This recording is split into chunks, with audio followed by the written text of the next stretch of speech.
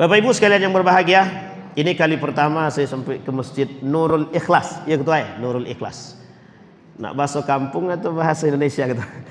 Boleh dua-duanya. Bahasa Melayu atau bahasa Indonesia Bapak Ibu? Bahasa Inggris. Pun tak pandai saya. Kecuali Ustaz Agus. Ini ada guru saya di sini. Salam Ustaz, izin Ustaz Agus, Masya Allah. Baik Bapak Ibu sekalian yang berbahagia, malam hari ini Isra dan Mi'raj. Ada aktivitas tahunan. Kalau bahasa orang zaman sekarang itu PHBI. Apa itu PHBI itu ya? Itulah pokoknya Hari Besar Islam, inti terakhirnya itu kan PHBI, Hari Besar Islam. Oh, peringatan. Tok boleh juga peringatan itu sebenarnya itu. Peringatan Hari Besar Islam. Alhamdulillah masih ingatlah Isra wal Mi'raj. Bapak Ibu sekalian yang berbahagia, saya tak membahas secara rinci sejarahnya karena tiap tahun sejarah ini mesti sudah disampaikan. Nabi berangkat dari Mekah, dari Masjidil Haram ke Masjidil Aqsa. Dari Masjidil Aqsa Mi'raj, naik ke atas, tengok neraka, tengok surga. Dalam satu riwayat Nabi berbicara dengan Allah tanpa hijab, yang paling kuat mengatakan bil hijab. Jadi Nabi wara al hijab, yang paling kuat dalil di antara para ulama. Saya tak berbicara pada aspek ini Bapak Ibu sekalian yang berbahagia. Saya berbicara 3 aspek saja, tak banyak-banyak. Kita patok jam berapa ketua? Setengah 11. Oh ya lumayan lah setengah 10. Setengah 11 atau setengah 10. Di kode ya. Nanti kalau terlewat dari setengah 10 langsung kasih kode Bapak Ibu. Biasanya saya ceramah itu 1,5 jam sampai 2 jam. Itu kalau tidak diingatkan. Jadi tolong diingatkan biar sama-sama sodap awak. Kan begitu. Baik. Yang pertama Bapak Ibu, saya berbicara pada aspek tradisi. Saya berbicara dalam aspek pemikiran dan untuk kita semua. Yang pertama tradisi. Tradisi Isra dan Mi'raj meskipun dianggap sebagai satu ritual yang baik dalam agama. Isra dan Mi'raj ini tak jauh berbeda dengan hari besar Islam yang lain seperti Maulidir Rasul yang selalu diperingati oleh orang-orang khususnya di Indonesia dan umumnya di beberapa daerah dan negara. Tradisi ini adalah tradisi tahunan yang terjadi. Saya berbicara dalam konteks hilangnya tradisi ini. Saya Bapak Ibu, beberapa waktu yang lalu kami berangkat ke salah satu daerah di Riau ini, namanya Lahang. Lahang itu Tembilahan. Tembilahan masuk ke dalam, ada namanya Teluk Pinang, nyebrang lagi sampai ke Lahang. Di daerah tersebut, terkhususnya tradisi Isra Mi'raj itu pakai gendang, rebana. Pakai rebana, selawatan, kan begitu. Itu terasa betul nikmatnya itu Pak. Jadi seolah-olah kita berada di kampung betul itu. Memang di kampung sih sebenarnya itu. Cuma di Pekanbaru tak ada nampaknya. Beberapa malam ini saya keliling tak ada. Tak ada lagi gendang-gendang itu, tak ada lagi. Entah kenapa kita tak tahu. Tapi yang jelas Bapak Ibu sekalian yang berbahagia, tradisi ini adalah sasaran empuk terkhusus Isra dan Mi'raj. Sasaran yang paling enak untuk dimasuki, disisipi syubhat Al-Quran dan syubhat agama. Oke? Sampai di sini bisa dipahami? Tradisi ini sangat mudah dimasuki atau disusupi syubhat agama dan syubhat Al-Quran. Yang pertama, kita bahas syubhat Al-Qurannya dulu. Syubhat Al-Qurannya adanya ketidaksesuaian dalam pandangan kaum yang merusak Islam antara Masjidil Aqsa dengan Nabi Muhammad sallallahu alaihi wasallam. Mereka mengatakan Masjidil Aqsa itu baru dibangun pada 2 masa setidaknya dalam pandangan riwayat itu. Satu Umar bin Al-Khattab, yang kedua Marwan dinasti Umayyah. Dalam dua aspek ini, baginda Nabi Muhammad SAW wafat di tahun 632 Hijriah atau 600-an ke atas Hijriah. Sementara oleh riwayat mereka yang merusak Islam ini, mereka katakan bahwa Masjidil Aqsa dibangun 715. Boleh dicek dalam sejarah. Boleh Bapak cek dalam beberapa kitab sejarah itu ada yang menyatakan demikian. Pertanyaannya, berapa jarak tempuh umur antara 715 ke 600-an itu tadi? Kita ambillah anggap 632. Kira-kira berapa jarak tempuhnya itu? Sekitar 80 tahun. Artinya Nabi diperjalankan ke Masjidil Aqsa, itu Masjidil Aqsa-nya nggak ada kata mereka. Maka dengan dalih inilah mereka katakan bahwa Masjidil Aqsa ini dongeng, cerita dongeng. Satu. Yang kedua, syubhat agama. Kenapa dikatakan syubhat agama? Adanya manipulasi cerita yang diritualkan seolah-olah azim besar. Kata seorang profesor Muslim Indonesia, cerita ini sangat tidak bisa diterima dalam konteks keseriusan. Tapi kalau cuma bercerita saja sebagai dongeng, boleh, kata dia. Oke Bapak Ibu ya, ini menurut mereka. Ini sudah disampaikan oleh Allah di dalam Al-Quran dalam dua ayat. Dua kata yang terdapat di beberapa surat. Yang pertama, mereka orang-orang kafir Quraisy mengatakan Nabi Muhammad SAW sahirun kadzab, penipu pendusta, tukang sihir. Dia berhasil menyihir umat muslim ketika itu, orang Quraisy masuk ke dalam Islam, tapi ternyata Islam ini manipulasi, tipu daya. Tipu dayanya siapa? Muhammad. Satu. Maka disebutlah oleh kita hari ini syubhat agama yang dilakukan oleh orientalis. Tenang Bapak Ibu, nanti kita sederhanakan. Yang kedua, ada kalimat asatirul awwalin yang juga diambil oleh orang Yahudi dan kafir Quraisy untuk mengatakan bahwa semua yang disampaikan oleh Muhammad melalui ayat Al-Quran ini dongeng terdahulu. Bisa dipahami? Sekarang saya kasih tahu Bapak Ibu, ada kitab yang berbicara tentang Israiliyat, cerita Israel yang hari ini dipahami umat muslim. Kita ambil contoh. Bapak Ibu tahu nama Israel dari mana? Ada yang tahu nama malaikat Israel dari mana? Siapa orang pertama yang memunculkan kalimat Israel ini? Boleh Bapak Ibu cari dalam hadis Nabi yang paling sahih. Jangankan yang sahih, yang dhaif saja. Tidak akan Bapak Ibu temukan malaikat yang namanya Israel. Siapa yang tukang buat ini? Israel. Maka cerita ini disebut dengan cerita Israiliyat. Satu. Yang kedua, Zulaikhah. Boleh cari dalam hadis sahih, boleh cari dalam Al-Quran. Adakah wanita solehah itu bernama Zulaikhah? Tidak ada, kecuali hadisnya dhaif jiddan, lemah banget, itu pun cuma satu. Baru disebut dengan Zulaikhah.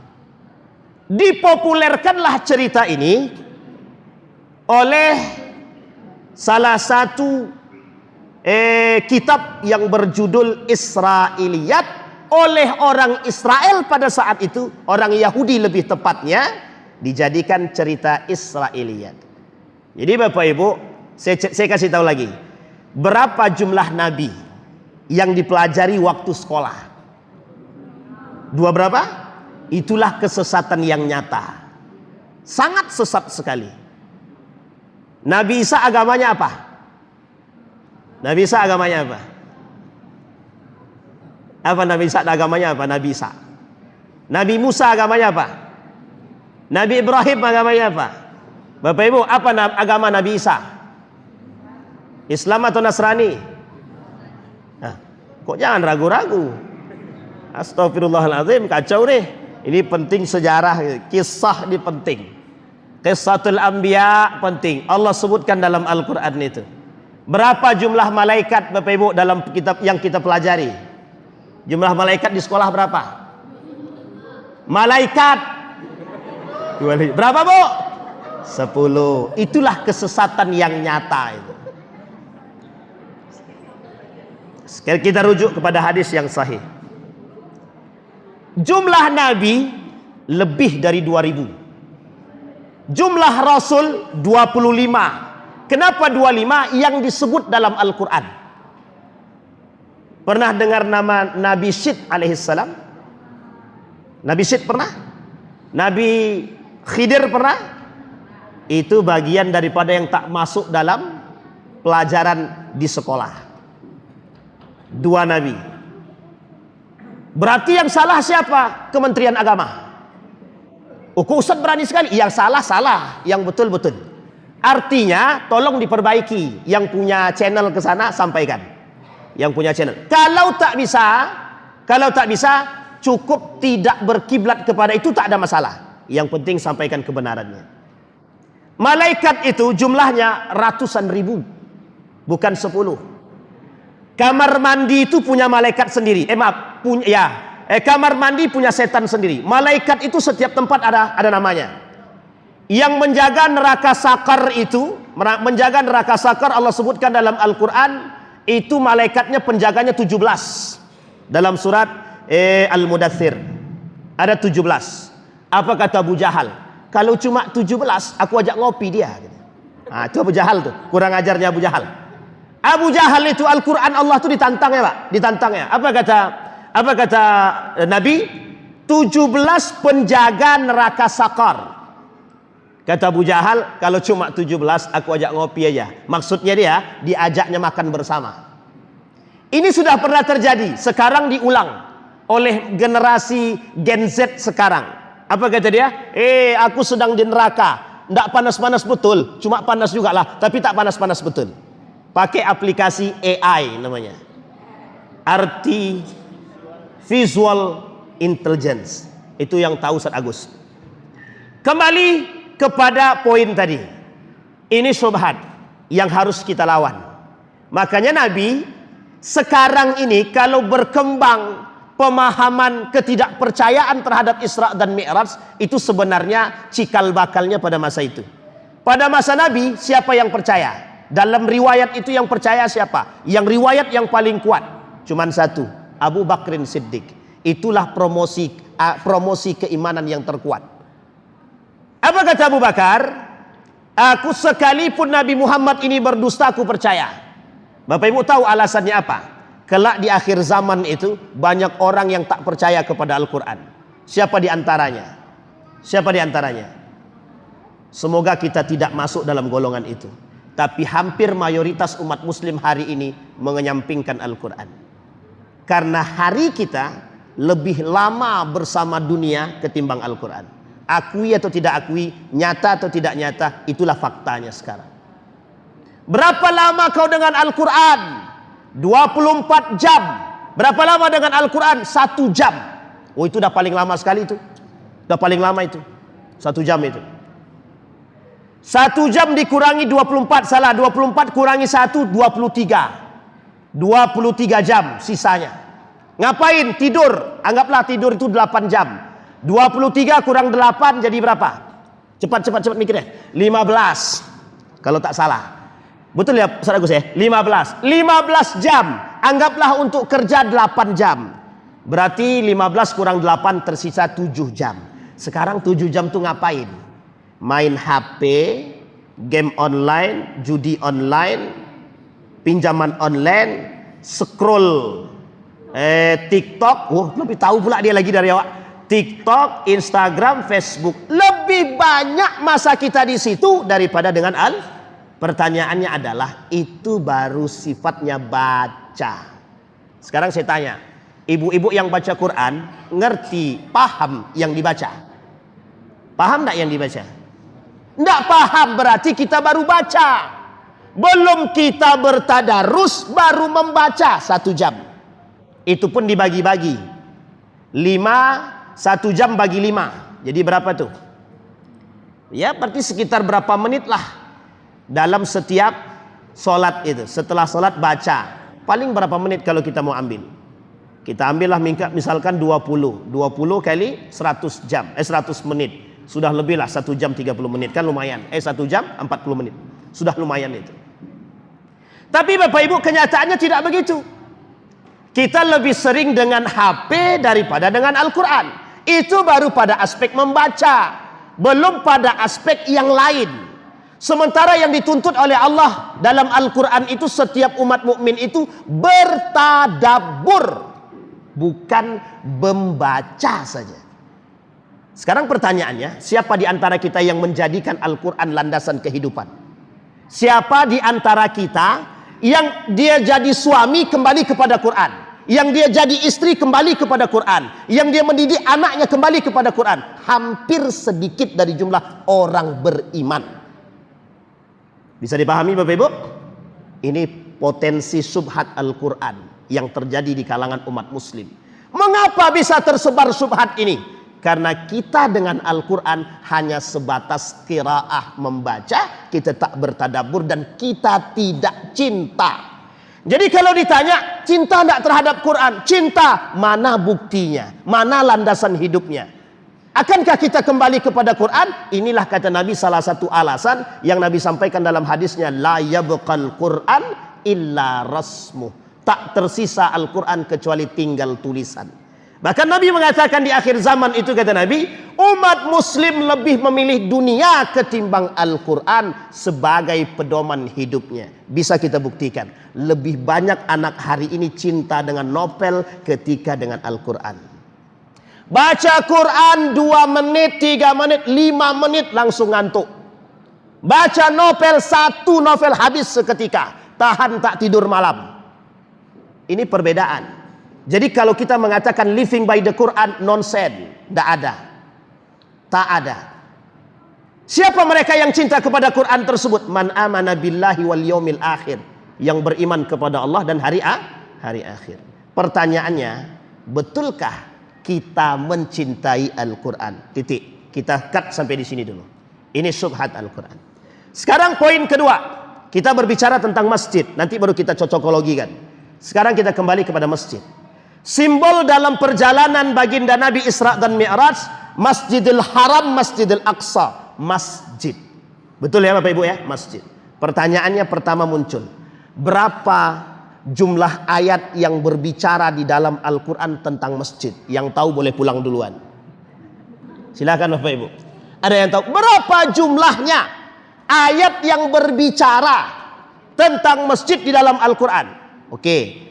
Kalau terlalu tinggi kita turunkan. Sebutkan 1 ayat saja yang berbicara tentang keutamaan masjid dalam Al-Quran. Apa Bu? Al-Isra. Bisa dibacakan ayatnya Bu? Subhanalladzi. Itu dia. Baru dibaca tadi, lupa pula lagi. Subhanalladzi asra. Pertanyaannya, itu keutamaan masjidkah atau sebutan masjidkah? Sebutan masjid. Sekarang mengapa Allah ciptakan masjid? Ada dalam surat yang disebutkan ketika sejarah terbentuknya Masjid Quba. La masjidu ussisa ala taqwa min awwali yaumin ahaqqu an taquma fihi rijalun yuhibbu ayyatatahhar wallahu yuhibbul muttahhirin. Satu kunci utama adalah takwa. Takwa di sini digandeng oleh Allah dengan kalimat akhirnya taharatun.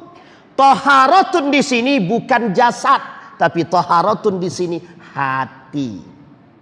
Artinya Allah ingin katakan, lo masuk masjid, keluar masjid hati lo bersih. Lo masuk masjid, keluar masjid lisanmu baik. Kamu masuk masjid, keluar masjid tanganmu bagus. Kalau keluar masjid tanganmu masih maling, kalau keluar masjid mulutmu masih mencaci memaki, maka manfaat, faidah, dampak daripada esensi daripada masjid belum sampai kepada dirimu. Sampai di sini bisa dipahami Bapak Ibu? Sekarang kita kemukakan setidaknya 4 hadis dari baginda Nabi Muhammad SAW. 1 di antaranya nanti ayat Al-Quran. Hadis pertama mengatakan, Kelak kata Nabi di akhir zaman orang berbondong-bondong membangun masjid bermegah-megahan, tapi jamaahnya nggak ada. Sudah terbukti atau belum?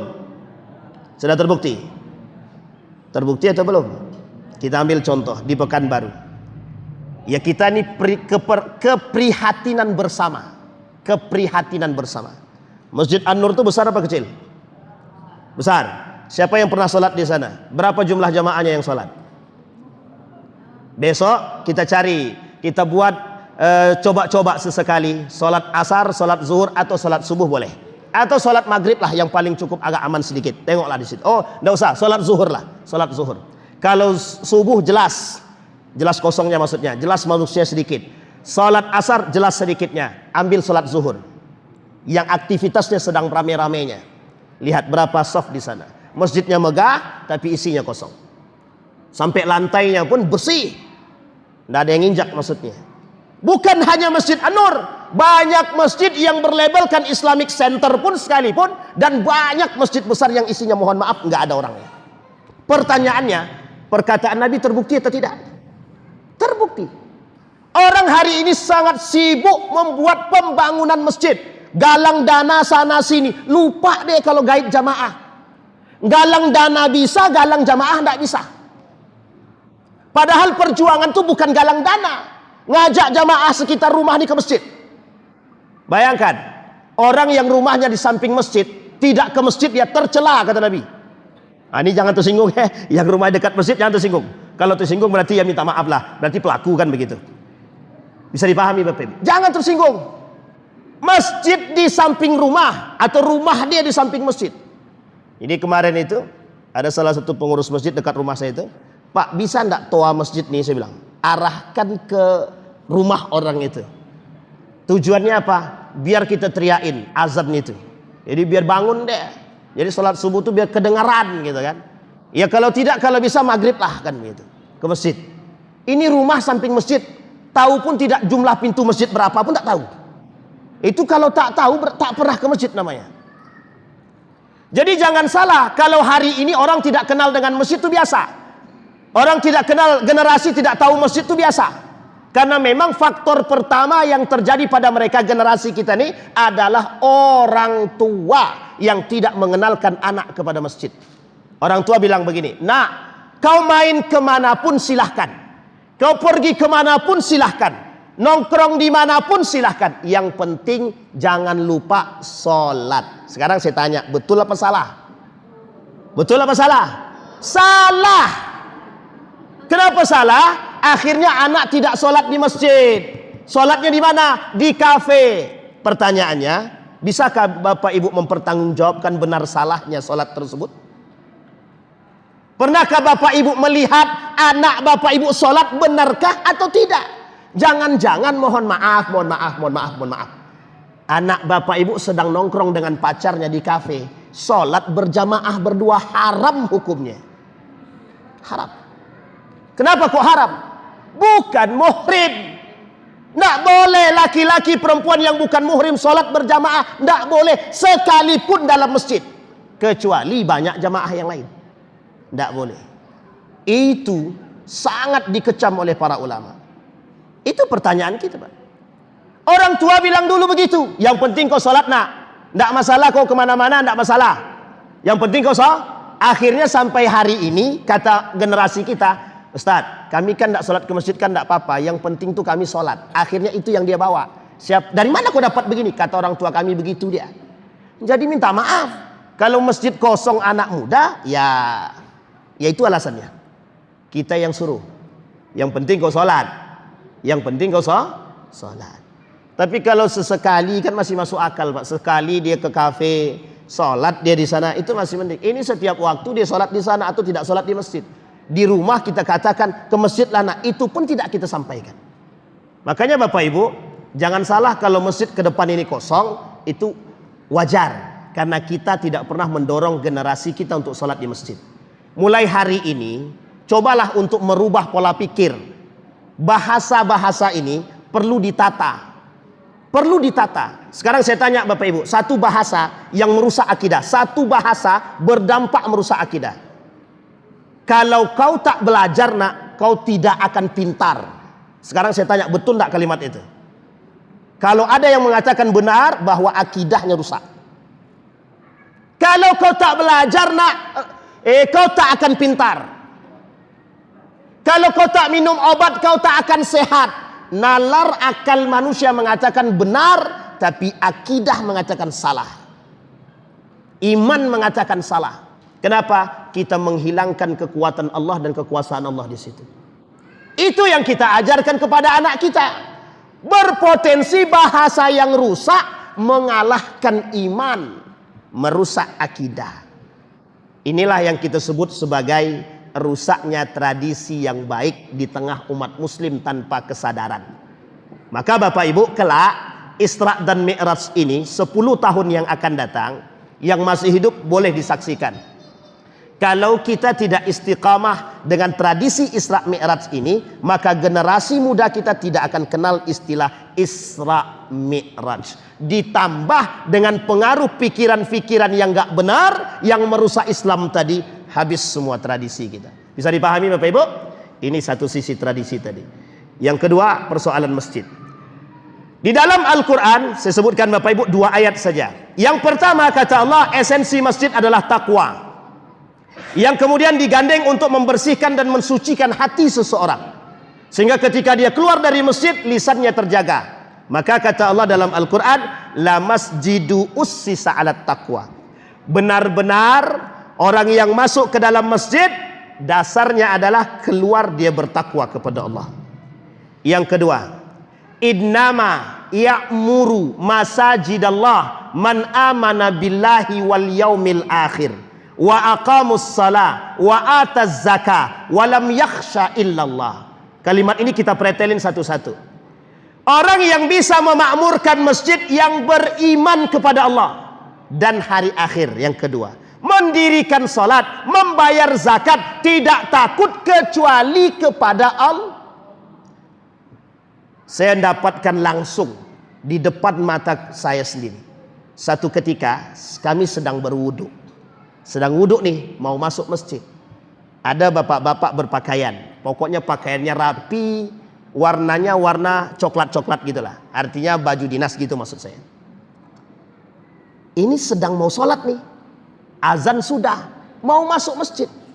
Pas melangkah kaki ke masjid, iqamah. Allahu Akbar, Allahu Akbar. Dapat dilalah di waktu yang bersamaan, dapat telepon. Saat itu juga kalang kabut bapak tuh lari, tak jadi ke masjid. Saya tanya, setelah selesai urusan, kami selesai sholat, dilalah Allah pertemukan kami. Pak, bapak kok tadi buru-buru kesana ngapa? Dipanggil kepala dinas, kata dia. Takut sama Allah, takut sama kepala dinas, lebih takut kepada mereka daripada kepada syirik modern yang begitu. Syirik modern manusia hari ini itu begitu. Dengan masjid saja begitu kondisinya, bagaimana di luar masjid? Kata Allah, kata Nabi dalam hadisnya, rijalun qalbuhu mu'allaq bil masajid. Syab, rijal, pemuda yang hatinya terikat dengan masjid. Apa maksudnya?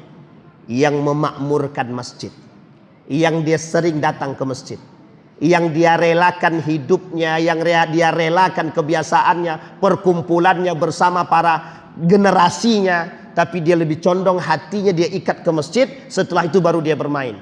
Ini yang sulit. Bayangkan di kondisi seperti itu. Pertanyaan muncul lagi kepada kita semua, mana yang lebih penting, panggilan Allah kah atau panggilan manusia kah? Panggilan manusia kah atau panggilan Allah kah? Satu ketika ada seorang tujar, pedagang, jadi sedang jualan. Ketika belum azan, tidak ada yang beli. Pas azan, ada 2 orang masuk. Diladenilah, azan ini berkumandang, tapi pedagang tadi ada pembeli, diladeninya. Ketika kita ajak, yuk ke masjid, baru azan kan, bentar lagi lah. Oke. Kemudian Bapak Ibu, 2 orang ini pergi, dia sedang bersiap. Ketika iqamah, datang 5 orang. 5 orang, tadi 2 sekarang 5. Ini cobaan banget ini, cobaan banget. Kira-kira menurut Bapak Ibu, orang ini tadi ditinggalnya 5 orang ini ke masjid atau dia tetap di situ bersama 5 pelanggan nih? Tebak-tebakan dulu. Nanti saya kasih tahu cerita realnya. Kira-kira ditinggalkannya atau mohon maaf, ditinggalkannya pembeli tadi atau dia layani? Dilayani. Qomat selesai, 5 orang ini selesai belanja. Assalamualaikum warahmatullahi wabarakatuh, kata imam. Apa kata dia? Astagfirullah, aku masbuk. Bukan masbuk, ketinggalan. Bukan masbuk itu. Pulang saya tanya, loh kok enggak nampak di masjid tadi? Iya Ustaz, tadi sedang belanja, sedang mau ke masjid, tiba-tiba datang orang, 5 orang pula, ditinggal sayang Ustaz, katanya. Paham maksud saya ini Bapak Ibu? Paham maksud saya? Orang kalau yakin dengan Allah, Bapak Ibu, memang Bapak Ibu ke masjid itu tidak mendatangkan atau tidak langsung membuat Bapak Ibu kaya, tidak. Bapak Ibu rajin sholat tidak membuat Bapak Ibu langsung kaya, tidak. Tapi Bapak Ibu tidak sholat, 2 yang tidak Bapak Ibu dapat. Dunia Bapak Ibu tidak dapat, akhirat tidak dapat. Tapi Ustaz, orang kafir itu tidak sholat dia kaya dia. Jawabannya cuma satu. Kalau Bapak Ibu mau kaya jadi kafir aja. Selesai jawabannya, tidak ada yang lain. Jangan samakan orang muslim dengan kafir. Itu bedanya jauh banget Pak, jauh banget. Perbedaannya terletak pada syahadatnya. Kita berikrar terbebani. Itu esensi yang kedua. Esensi yang ketiga, masjid ini Bapak Ibu, ukhuwah Islamiyah. Masjid ini membangun ukhuwah. Tadi saya berjanji menyampaikan 3 hadis 1 ayat. Yang pertama tadi sudah saya sampaikan, ada orang masuk ke dalam masjid. Yang pertama tadi, orang membangun masjid, berlomba-lomba membangun masjid, sementara mereka tidak berlomba-lomba mencari jamaah. Itu yang pertama. Hadis yang kedua, orang masuk masjid tidak sholat di dalamnya, tapi mereka membanggakan diri mereka. Yang ketiga, orang masuk ke dalam masjid, mereka bermegah-megahan, kata Nabi. La taqumus sa'ah hatta tara yadkhuluna al-masajid wa la yusalli fihi bal yatabaha fihi. Mereka masuk ke dalam masjid tapi mereka tidak sholat. Mereka membanggakan diri, mereka saling menyombongkan diri, mereka saling mengaku-akukan diri mereka. Bahkan yang paling ekstrim kata Nabi, orang masuk masjid berantem. Orang masuk masjid rebutan. Kekuasaan, jabatan, kursi. Bisa dipahami Bapak Ibu. Bahkan dalam masjid ini ada fitnah. Banyak fitnahnya Pak, besar. Apa fitnahnya itu? Saf depan hanya untuk bupati. Ini kalau ada yang buat begitu, itu fitnahnya terjadi berarti. Saf depan hanya untuk menunggu gubernur. Ntar Ustaz, gubernur Riau sudah jalan mau ke sini, setengah jam ditunggu, qomat belum terjadi. Gara-gara menunggu gubernur, kita harus mengakhirkan salat. Bayangkan Bapak Ibu, jangan buat kasta di dalam masjid. Di masjid tidak ada kasta, tidak ada ras. Yang berhak masuk ke dalam masjid ini, yang hati dia terikat dengan masjid, yang beriman kepada Allah dan hari akhir, itu yang memakmurkan masjid. Yang makmur di sini bukan ramai, menghidupkan. Bagaimana cara menghidupkan masjid?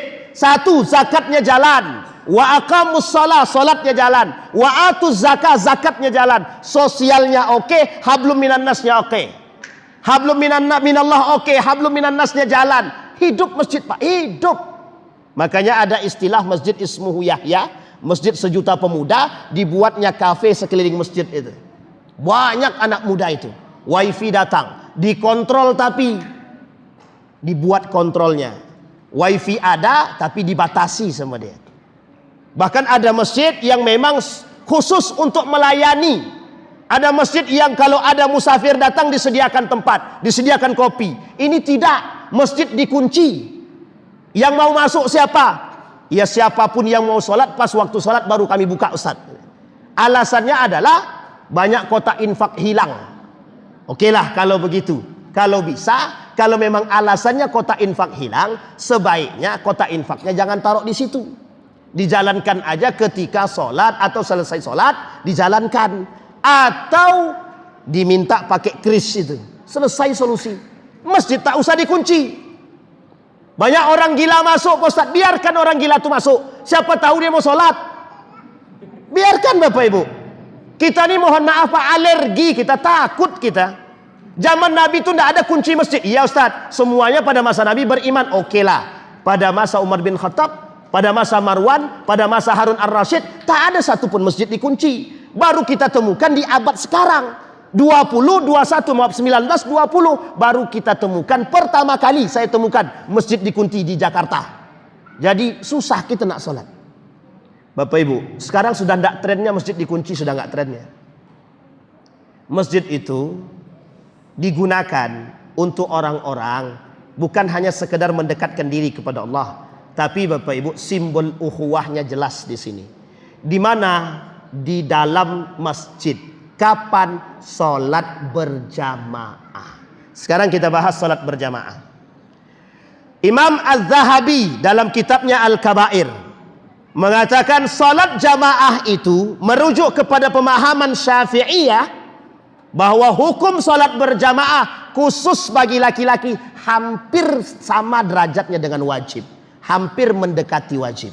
Artinya Syafi'i mengecam perbuatan orang-orang yang tidak salat di masjid. Hadis pertama, seorang yang buta. Kata orang buta tadi, ya Rasulullah, mungkin tidak aku dapat rukhsah karena aku tidak bisa melihat jalan. Kata Nabi, boleh, tidak ada masalah. Baliklah pemuda tadi, yang buta tadi, orang yang buta tadi, langsung mau arah ke rumahnya. Di tengah jalan, Nabi panggil, hai fulan ibn fulan, kata Nabi. Kemudian dengarlah laki-laki yang buta tadi berpalingnya. Ya Rasulullah, apakah kau mendengar suara azan? Dijawab sama pemuda tadi, dengar, datang ke masjid. Itu buta. Ini bukan buta Pak, mohon maaf, sehat semuanya. Rumahnya samping masjid, berat kakinya ke masjid. Kira-kira lebih tercela mana kira-kira itu? Sampai Imam Zahabi mengatakan, sangat tercela sekali kata Imam Az-Zahabi, orang yang rumahnya samping masjid tapi tidak sholat di masjid. Meskipun, ini kita jujur dalam urusan fikih ya. Tadi etik, sekarang fikih. Kita bicara jujur. Meskipun di dalam hukum sholat berjamaah sebagian ulama yang lain mengatakan sunnah, tapi Syafi'i bilang itu sangat tercela orang yang sholatnya di rumah. Bahkan ada dalil yang mengatakan meskipun hadis ini dhaif, dia kata orang yang sholatnya di rumah sementara rumahnya dekat, orang yang sholatnya di rumah tidak ke masjid sementara rumahnya dekat masjid, tidak sah sholatnya meskipun hadis ini dhaif. Artinya dua hadis ini berbicara ancaman bagi orang yang sholatnya di rumah, khusus bagi laki-laki. Sekarang bagi perempuan, Ustadz, ada dalil yang mengatakan sebaik-baiknya sholat perempuan itu di rumah, bukan di masjid. Ketika itu belum ada lampu, ketika itu banyak yang disebut dengan maling, pemerkosa. Datang seorang perempuan kepada Nabi, Nabi sampaikan, kata Nabi, sebaiknya perempuan sholatnya di rumah. Itu kondisinya, sebab turunnya hadis tersebut. Kalau sekarang rumah samping masjid, berangkat bareng suami, apa yang ditakutkan? Tapi Ustaz ada yang kedua Ustaz, fitnah Ustaz. Oke, sekarang sudah ada tirai. Apa yang mau dijadikan fitnah lagi? Datang sama suami, bukan sendirian. Kalau ibu sholat sendirian di sini, ada imam satu, ibu sendiri, itu baru fitnah. Bahkan haram berjamaah kalau bukan sama muhrimnya. Bisa dipahami Bapak Ibu? Jadi tidak ada alasan sebenarnya. Pertanyaan muncul, apa yang membuat kita tidak sholat ke masjid? Bagi laki-laki khususnya. Itu pertanyaan besar. Pertanyaan besar. Oh Ustadz, kakiku sakit. Oke. Oh Ustadz, asam lambung naik. Oke. Oh Ustadz, aku stroke. Oke. Tak ada masalah. Bil uzur, kata para ulama, ma'fu anhu. Kalau dia ada uzur silahkan. Tapi yang dipersoalkan yang tidak ada uzur. Sudah tidak ada uzur, badan sehat, rumah samping, tidak ke masjid, lalai pula sholatnya lagi. Akan cukup lengkap semua sudah. Bisa dipahami Bapak Ibu? Jadi tidak ada alasan Pak, tidak ada alasan. Ini masjid. Sehingga Bapak Ibu, masjid ini harus digunakan pada porsinya. Makanya Bapak Ibu, kesucian masjid ini terjaga. Kata Nabi, jangan transaksi jual beli dalam masjid. Tidak boleh bayar hutang dalam masjid. Tidak boleh transaksi pegadaian dalam masjid. Semua transaksi duniawi diancam oleh Allah untuk dilakukan di dalam masjid. Lah terus kapan kami bayar hutang? Luar masjid. Masuk pergi ke teras, transaksi di sana. Selesai. Bisa dipahami Bapak Ibu? Ini masjid. Dan masjid harus dijaga. Harus dijaga. Hadis yang ketiga tentang masjid disampaikan oleh Allah dalam Al-Quran, bahwa ada masjid tujuannya bukan untuk bersama ketakwaan, tapi tujuan masjid untuk membunuh baginda Nabi Muhammad SAW. Nama masjidnya Dirar. Allah abadikan dalam Al-Quran, disampaikan dalam bentuk cerita bahwa ada masjid ketika Nabi sedang melaksanakan perang Tabuk. Dalam perpulangan Nabi dari perang Tabuk, Allah mengatakan kepada Nabi dalam firman-Nya, "Ya Muhammad, pulang ini kau hancurkan masjid." Nama masjidnya Dirar. Nabi sampaikan kepada para sahabat, sampai ke Madinah hancurkan tu masjid. 500 meter dari Masjid Kuba, nama masjidnya Masjid Dirar. Sekarang sudah tidak ada. Artinya, untuk menghancurkan Islam itu butuh satu masjid saja. Artinya Bapak Ibu, hari ini ada orang yang sengaja untuk menghancurkan Islam dengan sama-sama melakukan aktivitas Islami dengan cara membangun masjid. Siapa mereka yang memunculkan perpecahan di tengah umat muslim? Ini Masjid Muhammadiyah, yang sono Masjid NU, yang situ Masjid Perti. Kalau ada yang sholatnya orang Muhammadiyah di situ, kebetulan jadi imam, usir. Oh, kalau kayak gini kejadiannya, maka itulah yang disebut dengan Khawarij. Yang kedua, LDII pada masanya. Setiap yang sholat selain daripada LDII ketika itu, termasuk saya yang merasakan sendiri, itu mohon maaf bekas kaki kita dipel balik, seolah-olah kita ini najis. Jangan gunakan masjid untuk melakukan perpecahan. Jangan, merusak itu. Tidak sesuai dengan esensinya.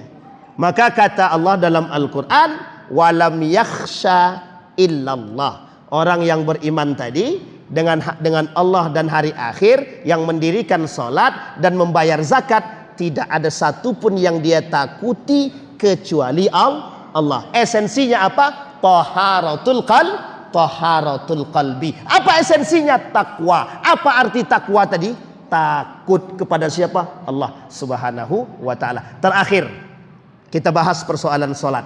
Tadi sudah, tradisi sudah, masjid sudah, sekarang sholat. Kalau masalah sholat ini Bapak Ibu, ini masalahnya serius. Masalah sholat ini serius. Kata baginda Nabi Muhammad SAW, yang hilang di akhir zaman ada dua simpul. Simpul pertama yang akan hilang adalatul hukmi, hukum yang adil.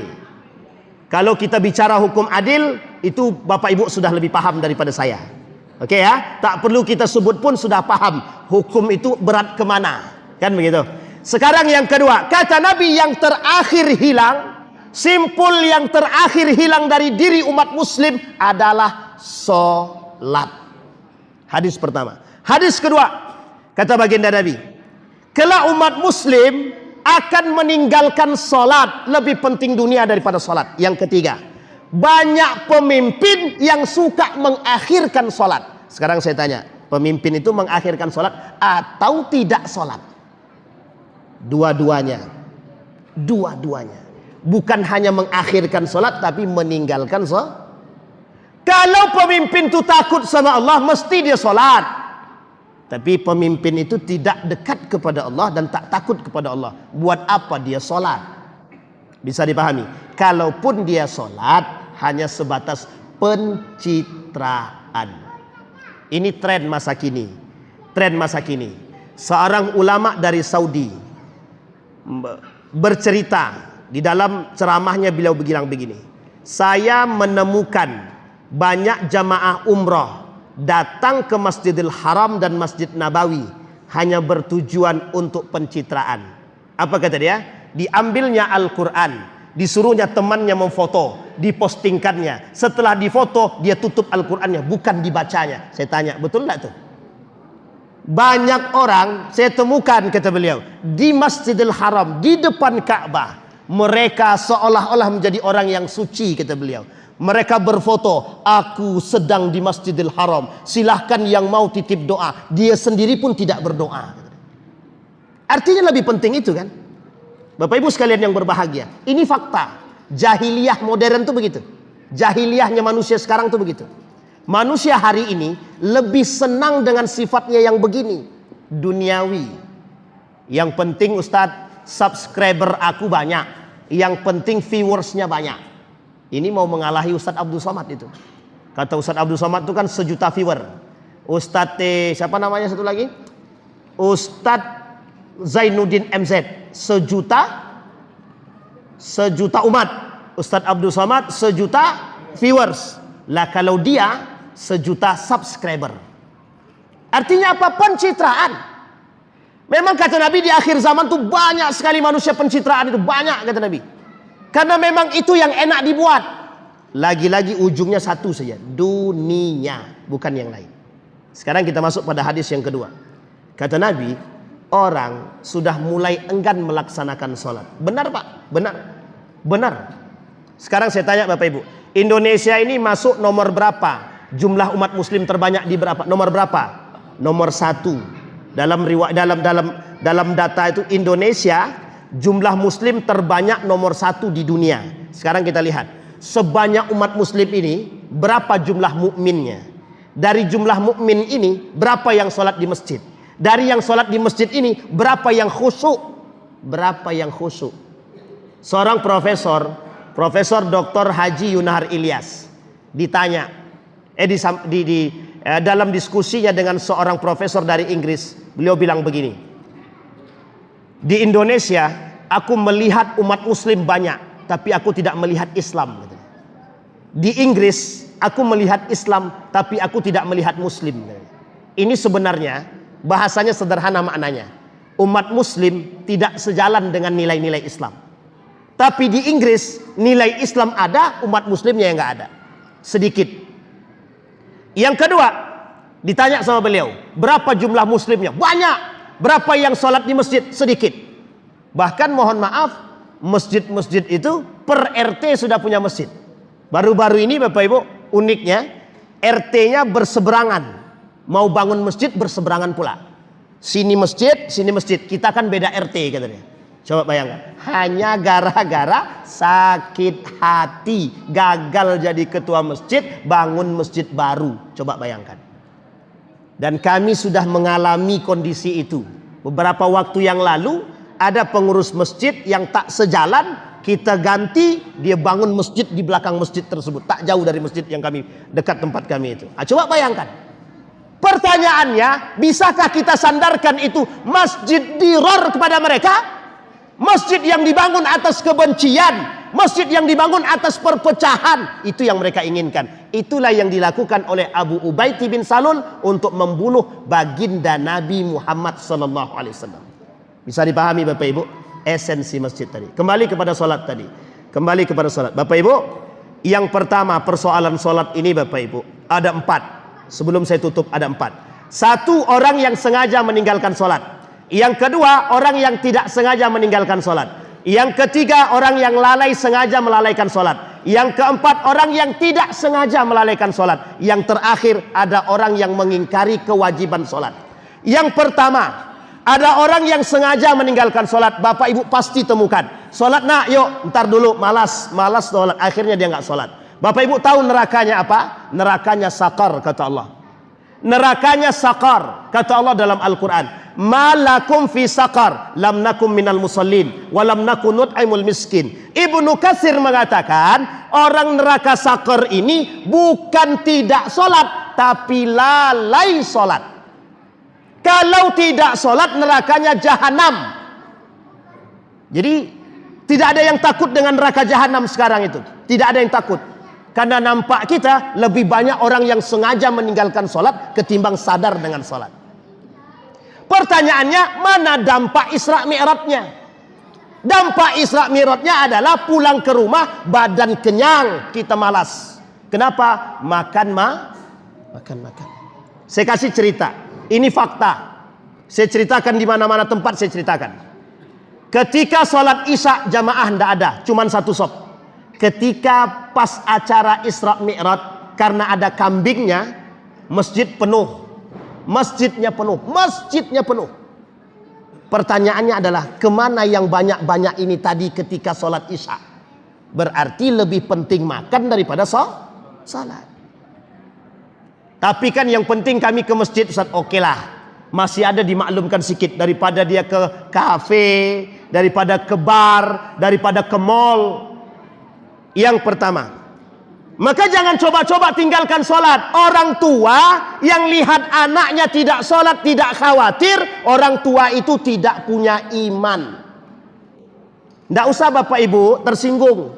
Ini untuk kita semua. Yang tidak menegur anaknya dengan tegas ketika meninggalkan sholat, orang tuanya tidak punya iman.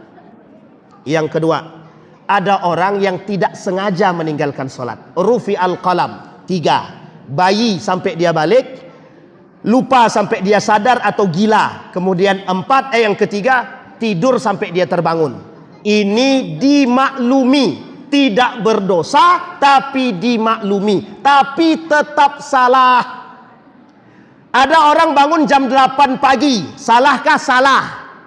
Baru terbangun, alarm sudah hidup tapi dia baru terbangun, salahkah? Salah. Kalau dia baru sholat subuh, salah. Berdosakah? Tidak.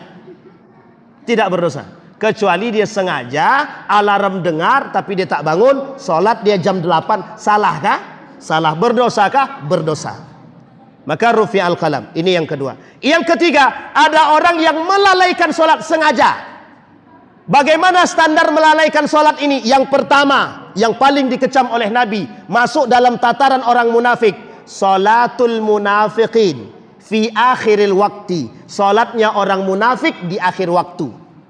Jadi kalau ada orang, siapapun di antara kita yang suka melalaikan sholat, mengakhirkan sholat, setengah jam sebelum zuhur baru sholat, boro-boro setengah jam Ustaz, 5 menit sebelum asar baru sholat zuhur, itu bukan munafik lagi, itu lebih parah daripada munafik. Allah kata dalam Al-Quran, wa idza qamu ilas salati qamu kusala. Ada orang-orang yang mendirikan sholat cuma main-main, sholatnya suka mengakhirkan waktu, dia munafik dia. Pertanyaannya, apa nerakanya bagi orang munafik? Jahannam. Innallaha jami'al munafiqin wal kafirina fi jahannama jami'an. Kecuali dia tidak sengaja dan bertaubat kepada Allah. Bisa dipahami Bapak Ibu? Itu lalai. Tapi Ustaz, ada orang yang tidak sengaja melalaikan sholat. Ya, tidak sengaja melalaikan sholat kalau ada uzurnya. Ini dimaklumkan oleh para ulama. Sholat itu ada 2. Sholat tepat waktu dan sholat di waktu yang tepat. Itu 2. Jangan salah paham ya. Sholat tepat waktu dan sholat di waktu yang tepat. Pertanyaannya adalah, jam 2.30 masih ada waktu zuhur? Masih. Pertanyaannya, mepet atau tidak mepet? Sangat mepet sekali. Apa sebab dia tak akhirkan sholatnya? Ada sebab? Ada. Lebih penting game online-nya, lebih penting judi online-nya, lebih penting duniawinya daripada sholatnya. Pertanyaannya, bagaimana Allah mau mengasihi kita? Kita saja tak pernah takut dengan Allah. Baik, itu yang tadi sengaja sudah, yang tidak sengaja sudah, yang lalai sengaja sudah, yang tidak sengaja lalai sudah. Terakhir Bapak Ibu, yang kelima, ada orang yang mengingkari kewajiban sholat. Ini sudah saya sampaikan berkali-kali. Ade Armando itu orang kita tidak tahu muslim atau tidak. Yang jelas dia adalah orang yang mengingkari kewajiban sholat dengan mengatakan tidak ada dalil tentang sholat 5 waktu dalam Al-Quran. Itu lebih nifak daripada munafik itu sendiri. Bisa dipahami Bapak Ibu? Kita kembalikan. Sebelum saya tutup, ada 5 kemuliaan bagi orang yang menjaga sholatnya. Yang 5 waktu dia jaga, sholat tepat waktu, Allah jaga. Allah kasih 5 hal, kata Nabi.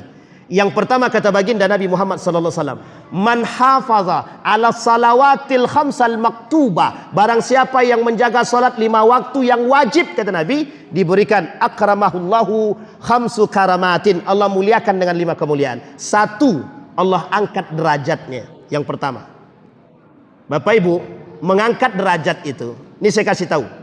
Bapak Ibu pakai iman, melihatnya pakai iman. Jangan pakai akal, tapi pakai iman.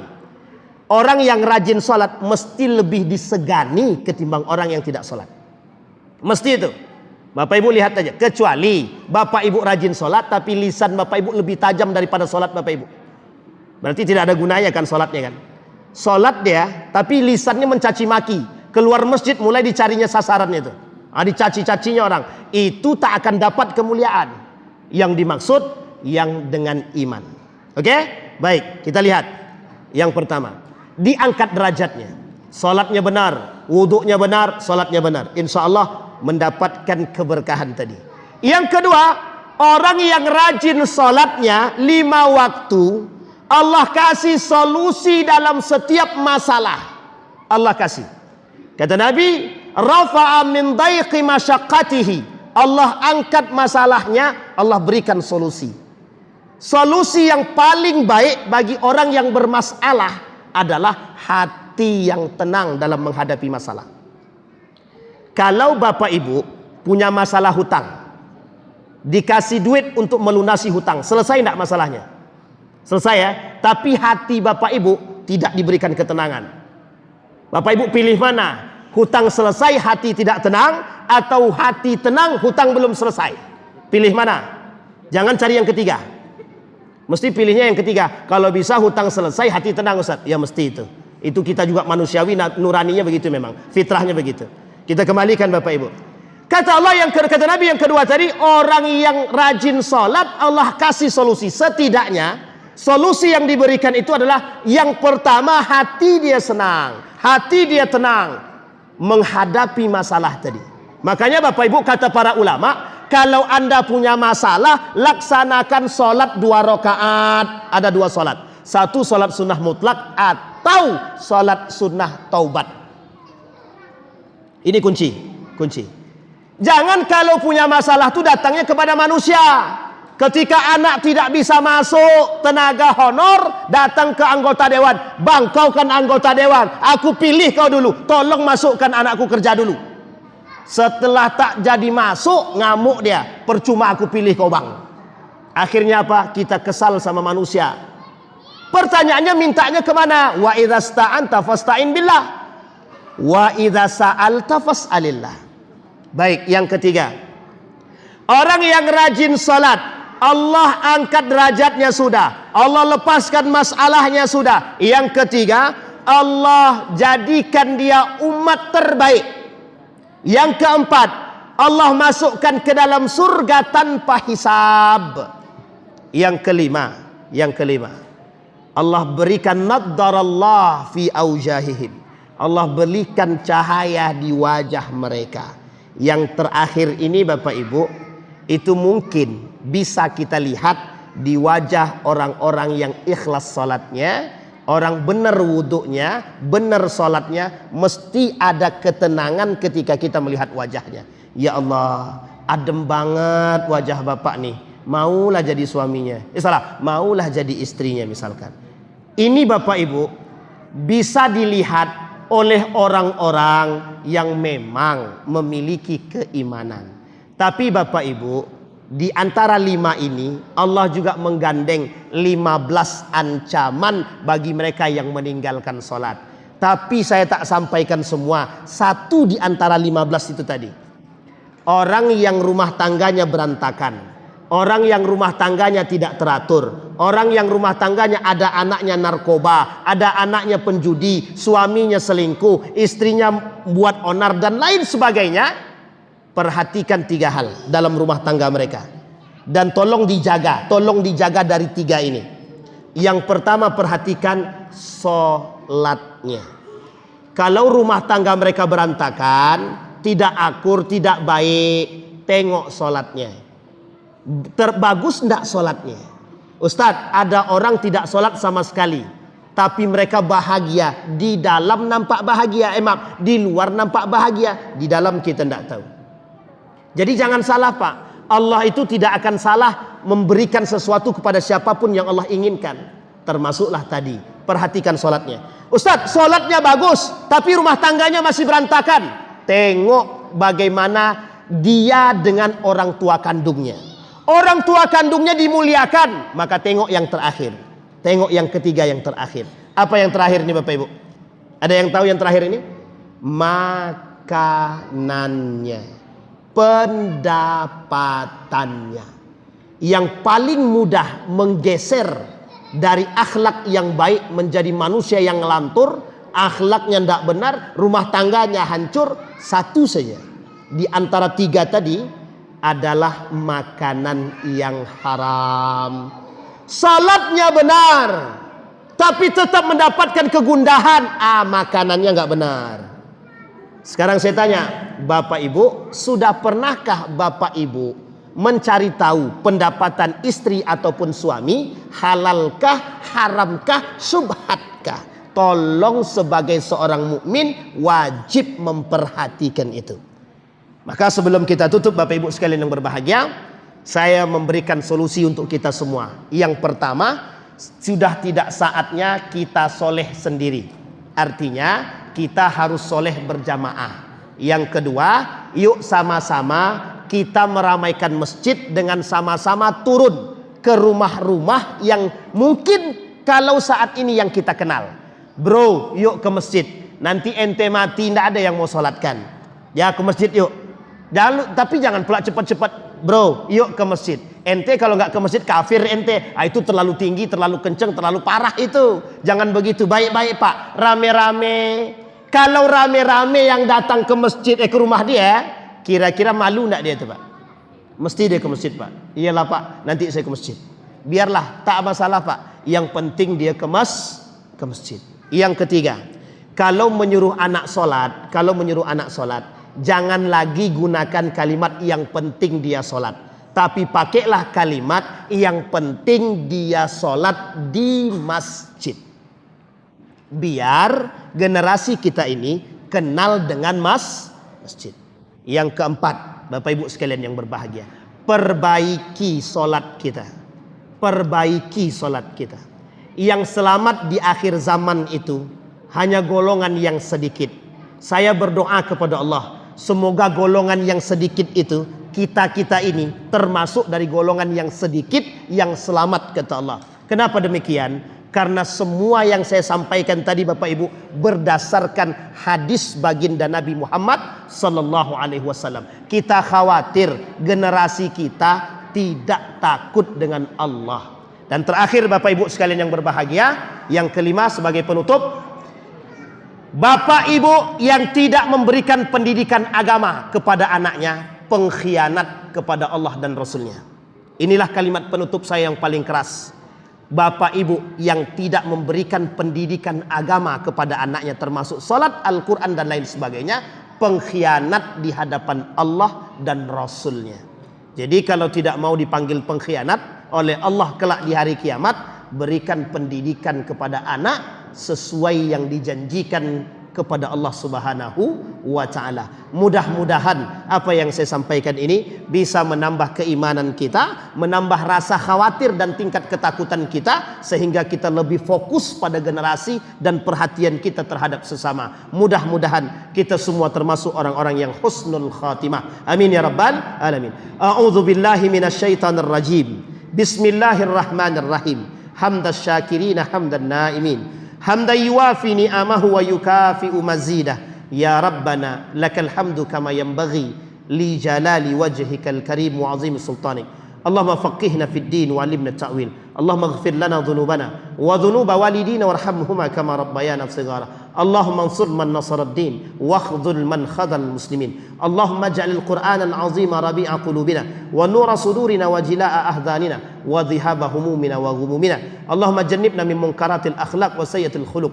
Allahumma ij'al ahlana min ahli al-Qur'an waj'al ahillatana min ahli al-Qur'an alladhina nahnu khasatuka wa ahluk ya arhamar rahimin. Allahumma akhtimna bis salihin. Allahumma akhtimna bis salihin. Rabbana hab lana min azwajina wa dhurriyyatina qurrata a'yun waj'alna lil muttaqina imama. Rabbana ظلمنا أنفسنا وإن لم تغفر لنا وترحمنا لنكونن من الخاسرين اللهم اغفر لهم وارحمهم وعافهم واعف عنهم وأكرم نزولهم ووسع مدخلهم واجعل الجنة مثواهم ربنا آتنا في الدنيا حسنة وفي الآخرة حسنة وقنا عذاب النار والحمد لله رب العالمين السلام عليكم ورحمة الله وبركاته